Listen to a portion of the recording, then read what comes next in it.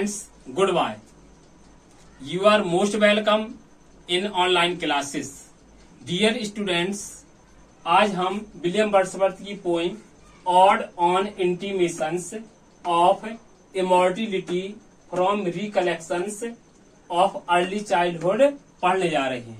Poem में हम पढ़ेंगे अबाउट पोइम के बारे में पढ़ेंगे और इसकी जो सिलेक्टेड लाइन्स है उनका हिंदी में अनुवाद सहित वो इनकी इस पोइम की सिलेक्टेड लाइन्स भी हम पढ़ेंगे। तो फ्रेंड्स, जैसा कि विलियम वर्ड्सवर्थ की आज हम एक पोइम पढ़ रहे हैं, ode on intimations of immortality from recollections of early childhood. देखें फ्रेंड्स, इस पोइम का हम टाइटल देखेंगे क्योंकि ये पूरा टाइटल ही इस पोइम के बारे में बताता है ना, एक्सप्रेस करता है इसके भाव को कि आखिर पोइम क्या है। देखें, जैसा कि ऑड पता ही कविता के एक काइंड होता है, प्रकार होता है, और इंटीमेशन मान होती है संकेत, इमॉर्टिलिटी मान होता है अमरत्व, रिकलेक्शंस मान होती हैं स्मृतियां या यादें, अर्ली चाइल्डहुड अर्थात शुरुआती यानी जो हमारा बचपन होता है, जीवन होता है, जो उसके लिए बताया गया, शैशव काल के लिए इस तरह से इसमें बताया गया है। तो इस प्रकार से हमारा जो पोइम का जो अर्थ हुआ वो हो गया क्या कि हमारे जो रिकलेक्शंस ऑफ अर्ली चाइल्डहुड है ना, जो हमारी जो प्रारंभिक जीवन की, चाइल्डहुड की, बचपन की क्या होती है, यादें होती, स्मृतियां होती हैं, है ना। इंटीमेशंस ऑफ इमॉर्टिलिटी यानी वो क्या होती है, उनको यानी एक संकेत उसकी इमॉर्टिलिटी, क्योंकि ये अमृत को बताती हैं कि किस प्रकार से हमारी जो बचपन की जो स्मृतियां होती हैं, यादें होती हैं, रिकलेक्शंस होती हैं, ये कभी हमें भूलती नहीं है ना, वो हमें एक अमृत प्रदान करती हैं इस लोक में आकर के। तो ये पोइम वैसे भी बताती है, एक बच्चे के बारे में बताती है कि जो इन्फेंट होता है, एक शिशु होता है, कहते हैं कि इस लोक में आता है और जन्म लेता है तो पालने में झूलता है, तो कहता है कि जो ईश्वरी लोक की जो स्मृतियां होती हैं वो उसकी खत्म नहीं होती हैं, वो उस पालने में उस लोक की स्मृतियों को देखता है, इसलिए वो क्या होता है, खुश होता है, प्रसन्न होता है, उसके पास कोई नहीं होता है, एकांत बिल्कुल पालने में झूल रहा होता है और प्रसन्न होता है, क्योंकि उस लोक की स्मृतियां जो होती हैं उसकी समाप्त नहीं होती हैं। विलियम वर्ड्सवर्थ जी ने इस पोइम में यही बताया है।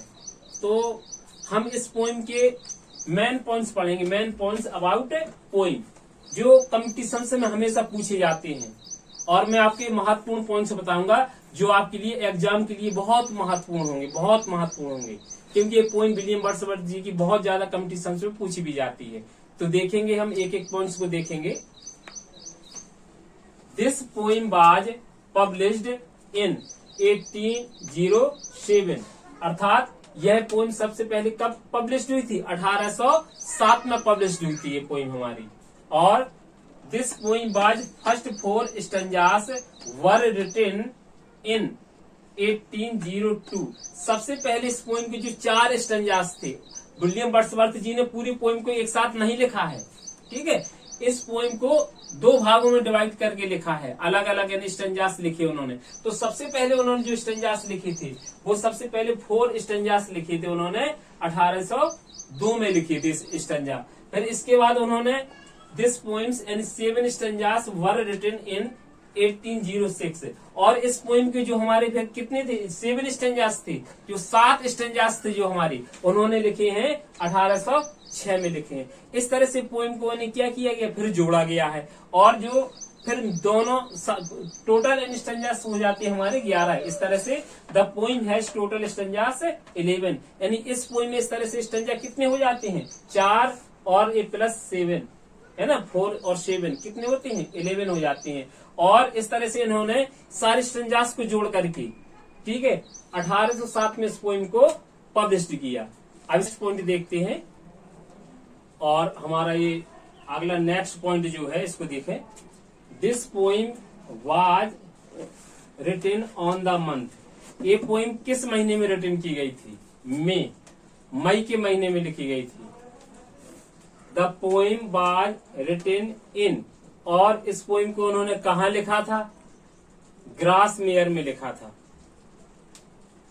This poem shows the doctrine of, देखेंगे हम इसको कि यह पोइम किस सिद्धांत को दिखाती है। तो ये जो पोइम लिखी गई है फ्रेंड्स, प्लेटोस डिवाइन डॉक्ट्रिन पर लिखी गई है, यानी प्लेटो का जो यानी ईश्वरी यानी सिद्धांत है उस पर लिखी गई है ये पोइम, है ना। अगला next, this poem is addressed through, आखिर इस पोइम में किसको एड्रेस किया गया है? यह कविता किसके द्वारा एड्रेस की गई है, संबोधित की गई है? तो ये पूरी जो पोइम है एक इसमें इन्फेंट या एक चाइल्ड के माध्यम से यानी क्या की गई है? एड्रेस की गई, संबोधित की गई है एक बच्चे को, है ना, एक नवजात शिशु को। तो वही है चाइल्ड या infant. Next, this poem shows, आखिर पोइम क्या दिखाती है? कहती prenatal existence reminiscences of soul, यानी जो आत्मा की यानी जो क्या प्री नेटल एक्सिस्टेंस होता है, शुरुआती यानी जो होता है जब इस लोक में बालक आता है तो उसकी स्मृतियों को दिखाती है, रिमिनिसेंसेस को दिखाती है कि आत्मा की जो स्मृतियां होती हैं वो जब बालक के रूप में यानी जन्म ये जीव इस संसार में आता है तो वो कभी यानी समाप्त नहीं होती है। द पोइम इज इन, कैसी है पोइम? इरेगुलर पिंडारिक ऑड में है ना। This poem shows the theory of Platonism, यानी प्लेटो की थ्योरी पर है तो प्लेटोनिज्म को दिखाती है। The style of the poem is, कैसी है? रोमांटिक एंड एलिवेटेड है। इस प्रकार से देखकर टोटल लाइन्स इस कविता में कितनी है? तो 203। और नेक्स्ट पॉइंट हमारा है the poem was in the collection of, कि आखिर ये पोइम विलियम वर्ड्सवर्थ की किस कलेक्शन में निकली थी, है ना। तो ये पोइम आई थी हमारी पोइम इन 2 वॉल्यूम्स में आई थी पोइम हमारी। नेक्स्ट, द एपिग्राफ, बहुत महत्वपूर्ण क्वेश्चन है। The epigraph of the poem was added at the suggestion of, आखिर इस पोइम में जो एपिग्राफ था वो किसके सजेशन पर जोड़ा गया था? ये हमें देखना है इसमें। आखिर हेनरी क्रैब रॉबिन्सन के सजेशन पर ये हमारे एपिग्राफ जोड़ा गया था। और the poems epigraph was taken from, कि आखिर इस पोइम के जो हमारा एपिग्राफ है किस पोइम से लिया गया है? विलियम वर्ड्सवर्थ की, है ना, ये बताना है हमें। तो वो पोइम है विलियम वर्ड्सवर्थ की the rainbow. Epigraph of the poem is, आखिर इस पोइम के एपिग्राफ है क्या? The child is the father of man and I could wish my days to be. और next, the poem can be read on the behalf of Coleridge theory. तो ये poem जो college की किस theory की तरफ से यानी इस तरह से इसको पढ़ा जा सकता है? तो कहते हैं बिलिंग सस्पेंशन ऑफ डिसबिलीफ। तो मित्रों अपन ने ये कुछ अबाउट पोइम के बारे में इंपॉर्टेंट एनी पॉइंट्स पढ़े। इसके बाद हम पढ़ेंगे इस पोइम की सिलेक्टेड एनी लाइन्स कौन है, उनका हिंदी में अनुवाद पढ़ेंगे और इंग्लिश में, दोनों में पढ़ेंगे अभी हम। तो friends, ode on intimations of immortality from recollections of early childhood, जो ये विलियम वर्ड्सवर्थ की पोइम है इसकी हम सिलेक्टेड लाइन्स देखेंगे, है ना, कि इस पोइम से कौन सी सिलेक्टेड लाइन्स हो सकती जो हमारे एग्जाम में आ सकती हैं। तो मोस्ट इंपॉर्टेंट जो लाइनें हैं इसकी वो हम इस पोइम की पढ़ेंगे। और मुझे विश्वास है कि निश्चित ही यानी अधिकांशतः जो एग्जाम में यही लाइनें पूछी जाती हैं जो आपके लिए हेल्पफुल हो सकती हैं। तो पहली जो हमारी लाइन्स हैं, जो ये पोइम है हमारी इन्हीं लाइनों से स्टार्ट होती है, यानी शुरुआती लाइन हमारी इस पोइम की है। There was a time when meadow grove and stream the earth, यानी पोइम इससे शुरू होती है। इसका अर्थ है यानी कभी प्रारंभिक बचपन के दिनों में एक ऐसा भी जमाना था, कहता जब चरागाह, छोटा वन, छोटी नदी, पृथ्वी, यहाँ तक कि प्रकृति की सामान्य चीजें भी उसे देवी सौंदर्य से ढकी हुई प्रतीत होती थी। नेक्स्ट है हमारा the rainbow comes and goes, कवि कहता है कि जो रेनबो इंद्रधनुष होता है वो क्या होता है, कम्स आता है एंड गोज और चला जाता है। अर्थात कहने का मतलब कवि कहता है आकाश में कहते जो इंद्रधनुष बनता है, इसको पहले रीड करते हैं। The rainbow comes and goes and lovely is the rose, the moon doth with delight look round her when the heavens are bare. कवि कहता है कि आकाश में जो इंद्रधनुष प्रकट होता है तथा धीरे धीरे लुप्त हो जाता है ना, कहते कम्स होता है एंड गोज और चला जाता है, लुप्त हो जाता है। कहता है कि लवली इज द रोज, और कहते जो गुलाब है वो भी हमें क्या लगता है, आकर्षक लगता है। The moon doth with delight, और कहती है जब चंद्रमा भी हमें क्या होती है, डिलाइटफुल लगती है, बड़ी आकर्षक लगती है। कब? Look round her when the heavens are bare, जब आकाश हेवेंस वेयर क्या होता है, वेयर माने यहाँ स्वच्छ से है, जब आकाश स्वच्छ होता है तो चंद्रमा की जो चांदनी होती है वो भी हमें क्या लगती है, आकर्षक लगती है। कहता my heart is at your festival, my head hath its coronal. और कभी आगे कहता है कि मैं तुम्हारे उत्सव में शामिल हो रहा हूं क्योंकि मेरा दिमाग भी आनंद महसूस कर रहा है। अर्थात जब ये पोइम पढ़ते हैं तो यहाँ पर दिखाए गए हैं जो मेमने होते हैं, जो भेड़ों के बच्चे होते हैं, उछल कूद करते हैं, तो उसको देख करके विलियम वर्ड्सवर्थ बहुत खुश होते हैं, विचार कर तो कहते हैं कि जिस खुशी को आप मना रहे हैं मेरा मन भी यानी क्या तुम्हारे उस उत्सव में क्या हो रहा है, शामिल हो रहा है, क्योंकि मेरा दिमाग क्या हो रहा है, कहता मेरा दिमाग आनंद महसूस कर रहा है तुम्हें देख करके। नेक्स्ट है the fullness of your bliss I feel it all. और कवि कहता है हे सुखी प्राणियों, मैं तुम्हारे भारी सुख के संपूर्ण स्वरूप को महसूस कर रहा हूं। और ये भी हमारा नेक्स्ट है ओह इविल डे आई वर सूलिन, है ना, सूलिन मानो तो दुखी या हताश रहना। While the earth herself is adoring मानो तो सजाना, दिस स्वीट मे मॉर्निंग। और कवि क्या कहना चाहता है, कहते ओह वह दिन भी यानी मेरे लिए क्या होता, बुरा होता, सूलिन होता, यदि मैं इस प्रातः काल को भी उदास रहता। किस प्रातः काल को? कब? जब पृथ्वी क्या कर रही है, कहते हैं कवि कह रहा है कि व्हाइल जब the earth herself is adoring, पृथ्वी स्वयं को अपने सौंदर्य रूपी वस्त्रों से क्या कर रही है, आच्छादित कर रही है ना, इतना सुखद यानी प्रातः काल है कहता है। तो कभी यानी इसको देख करके क्या होता, बहुत प्रसन्न होता, खुश होता है उसकी आत्मा। The sunshine is a glorious worth. और कवि कहता है चमकता हुआ सूर्य भी अलौकिक चमक बिखेरता है।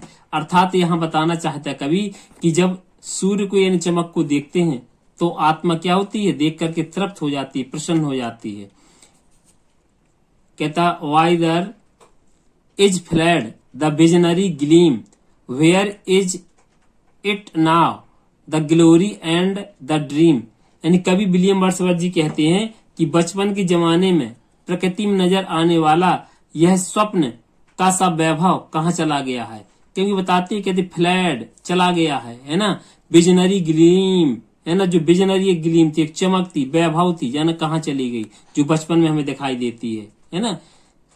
Where is it now the glory and dream. और कहते वो क्या है, सिर्फ कहते अब एक ड्रीम रह गए हैं, वो यस पता नहीं कहाँ गया, वह देवी तेज तथा उसे देखने वाला मेरा वह बचपन का दिमाग अब और जाने कहाँ चला गया। क्योंकि कभी कहना चाहते जैसे जैसे यानी बालक बड़ा होता है तो बचपन की जो स्मृतियां होती हैं, जो हमारी वैभवता होती, वैभव मतलब दूसरी लोग की वैभवता होती है, वो सब समाप्त हो जाती है, क्योंकि हम इस संसार में रच बस जाते हैं।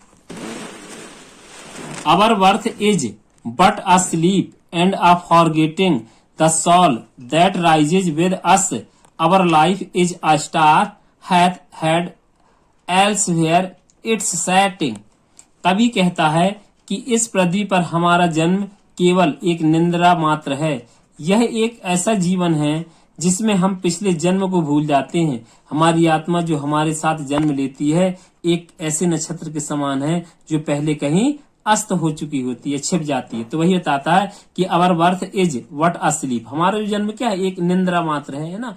क्योंकि हमारा जब जन्म इस लोक पर होता है तो हम क्या होते हैं, जब बालक के रूप में होते हैं तब तो हमें स्मृतियां बनी रहती हैं। इसके बाद क्या होते हैं, जैसे जैसे बड़े होते हैं एंड ऑफ फॉरगेटिंग, कहते सब कुछ भूल जाते हैं। The soul that rises with us, सबकी आत्मा हमारे साथ क्या आती, जन्म लेती है, होती है। फिर भी कहते our life is a star, हमारा जीवन क्या होता है, एक नक्षत्र के समान होता है। लेकिन कहते सारी यानी चीजें क्या हो जाती हैं, जाने कहाँ अस्त हो जाती है वो यानी ग्लोरी जीवन की, है ना। Next, heaven lies about us in our infancy, sets of the prison house begin to close up the growing boy, जैसे जैसे यानी बालक यानी बच्चा जो छोटा होता है, बड़ा होता है, वैसे वैसे ही जमाना, वैसे ही भी सही क्या होता, आत्मा की शरीर रूपी जेल की काली परछाइयां प्रकृति स्थित देवी ज्योति को धुंधला करने लगती हैं। कहने का मतलब कवि का है कि कहते heaven lies about us in our infancy, जब बालक होता है, इन्फेंसी होता है, शैशवावस्था होती है, तो हेवन आकाश की जो कहते ईश्वरीय यानी लोग की जो स्मृतियां होती हैं हमारे साथ होती हैं। लेकिन sets of the prison house begin to close up, जैसे जैसे बालक इन ग्रोइंग बॉय एक लड़का बन जाता है, बड़ा हो जाता है ना, तो क्या होती वो यानी परछाइयां हमारी क्या हो जाती हैं, बिल्कुल कैद हो जाती हैं, है ना, बंद हो जाती हैं, समाप्त हो जाती हैं हमेशा हमेशा के लिए। आ वेडिंग और आ फेस्टिवल, आ मॉर्निंग और आ फ्यूनरल, इसमें कभी बच्चे की उस समय की यानी क्रियाकलापों को बता रहा है जब वह अपने खिलौने से पालने में खेलता है। उसने अपने अपने खिलौने को कुछ ऐसे बड़ा किया कि मानो वो खड़ा किया कि मानो वे किसी शादी या उत्सव को प्रतिबिंबित कर रहे हों, अथवा वे किसी शोक अथवा किसी की मृत्यु की जनाजे को प्रतिबिंबित कर रहे हों। Mighty prophet seer blessed on whom those truths do rest, कवि कहता है, ये पंक्ति जो हमारी स्टंजा 8 से ली गई हैं, कवि कहता है कि हे बच्चे तुम तो महान मसीहा हो, प्रोफेट माने मसीहा, माइटी माने शक्तिशाली महान, है ना, तथा सुखी दृष्टा हो, है ना, सीयर ब्लेस्ड, है ना, सीयर माने दूरदृष्टि जो रखता है उसको बोलते हैं, जिसकी आत्मा में वे सत्य विश्राम करते हैं जिन्हें प्राप्त करने के लिए हम वयस्क लोग सांसारिकता के अंधकार में खोए हुए सारे जीवन कठिन परिश्रम करते रहते हैं। अर्थात कहने का कवि का मतलब है कि वास्तव में जो बालक होता है वो माइटी प्रोफेट होता है, महान मसीहा होता है, ट्रुथ रेस्ट, जिसके अंदर क्या होते हैं, सत्य विश्राम करते हैं। लेकिन हम जो बुजुर्ग जो बड़े होते हैं कहते हैं हमारे जीवन से सत्य क्या होते हैं, अलग हो जाते हैं। दाऊ whose exterior semblance doth vary thy soul's immensity, thou best philosopher who at dust keep thy heritage। Stanza भी 8 से ही लिया गया है और लाइनें ली गई हमारी। कवि वर्षवत जी कहते हैं कि हे बच्चे तुम्हारा बाह्य रूप तुम्हारी आत्मा की विशालता को झूठे स्वरूप को प्रस्तुत कर रहा है कि तुम छोटे हो, है ना। कहते हैं ना एक्सटीरियर माने बाहरी सेम्बलेंस, है ना, जो कहते बाहरी तुम्हारा जो रूप है कहते वो तो बेकार है, हम मानते हैं कि बैली है ना, फाल्स है, झूठ है पूरी तरह से। दाई सॉल्स इमेंसिटी, क्योंकि तुम्हारी आत्मा तो बड़ा ही विशाल है ना, जबकि तुम महान दार्शनिक हो जो अभी ईश्वरी लोक की ज्योतियों को यानी देख रहे हो। कहते द बेस्ट यानी फिलोसफर हो तुम, है ना, एक महान दार्शनिक हो जो छोटे रूप में भी क्या कर रहे हो, अपनी हेरिटेज विरासत के लिए हो। कहाँ की विरासत को, ईश्वरी लोक की विरासत को अभी तुम्हारे पास है, कीप हैं रखे हुए। जबकि हम बुजुर्ग उन स्मृतियों को क्या कर चुके हैं, हमसे बहुत दूर जा चुके हैं, हम भूल चुके हैं। इस संसार में आकर के इंसान इस सांसारिक हो चुका है और ईश्वरी लोक की स्मृतियों को भूल चुका है।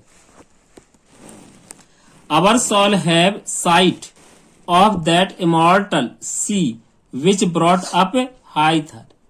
ये भी स्टंजा नंबर हमारा 9 है जो उससे लिया गया है। ये लाइन है, कवि कहता है अतः पूर्ण शांति की मानसिक अवस्था में चाहे हम बचपन की आयु से कितनी दूर क्यों न चले जाएं, हमारी आत्मा अनंत की उस महासागर यानी स्मृति के रूप में मानसिक चित्र देखा करती हैं, है ना। कहते अगर हम बचपन भी छोड़ देते हैं कहते फिर भी हमारी आत्माएं क्या होती हैं, कहते इस अनंत सागर के तट पर क्या करती हैं, हिलोरे मारती हैं। और फ्रेंड्स, ये जो पंक्तियां मैं आपको पढ़ाने जा रहा हूं, ये इस पोइम की बिल्कुल लास्ट पंक्तियां हैं और लास्ट स्टैंजा नंबर 11 से लिया गया, बिल्कुल लास्ट, और पंक्तियां भी हैं, लाइन्स भी हैं। देखें, thanks to the human heart by which we live, thanks to its tenderness, its joys and fears, to me the meanest flower that below can give, thoughts that do often lie deep for tears.